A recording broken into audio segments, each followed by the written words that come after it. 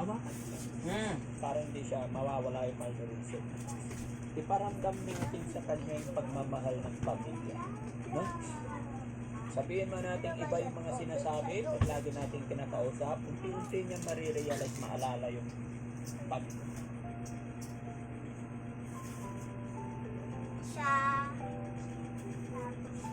Kaya kayo magkakapatid, magmahalan, no?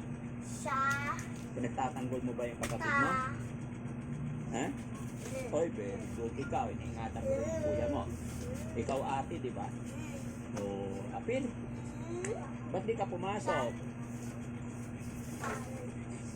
Ha? Wala na o kasi graduation na. Yummy? Si ate, pero si ate pumasok pa. Ubusin na yun kasi. Nandito na lahat Ay, sigan. Oh. nagtitiran. Kaya wala kang tiran.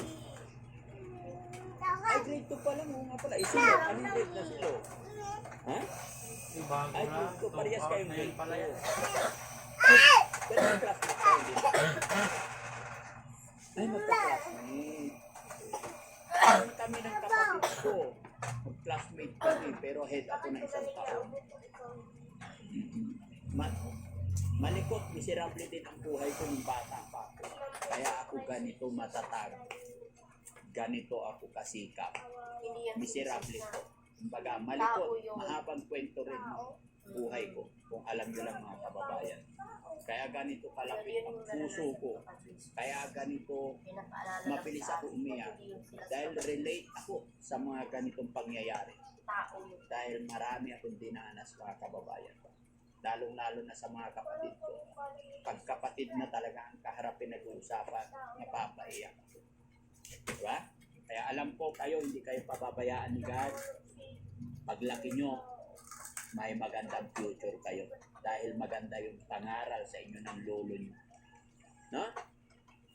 Kami magkakapatid, mula 7 years old ako, hanggang 24 years old, sa lolo at lola ako lumaki. Diba? Mula 7 years old hanggang nag-24, laking lolo at lola ako. Punong-puno naman ng pagmamahal, pinamalas ng aking lolo at lola, pero sa trabaho sobra.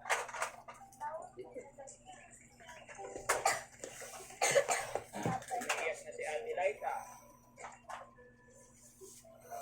Ha? Mas kilala na ko kaysa dati. Mas kilala ka na niya ngayon. Ay, nabuti ko gaya-gaya. Ayaw niyo po sa akin pag lumalapit ako. Pag uuwi po ako dito.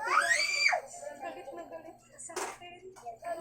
Pero usama-sama ko dati. Tapos nung kanina po pagkayakap ko sa kanya yung makap na lang una sa akin. Hindi niya na ako tinatanggap. Dati po.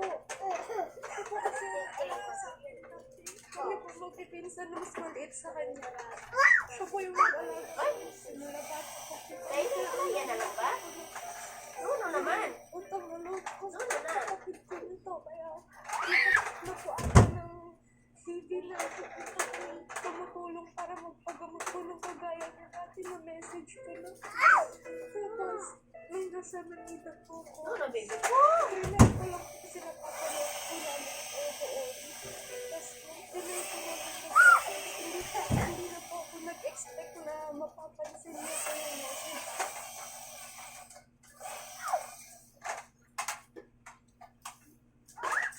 Laika, pero ngayon, pinapihisan ko po. Tiyakap na. Naalala ka na niya. Na-notify ka na.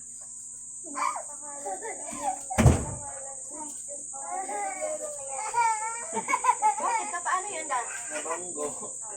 Ay, paano? Tawa iyak na yun eh. Nabunggo siya? Pero hindi mo na nababanggit yung pangalan. Sino may kasalanan? Iyak Yung sa... sarili mo lang. Iyak sa... Kaya na natin natin.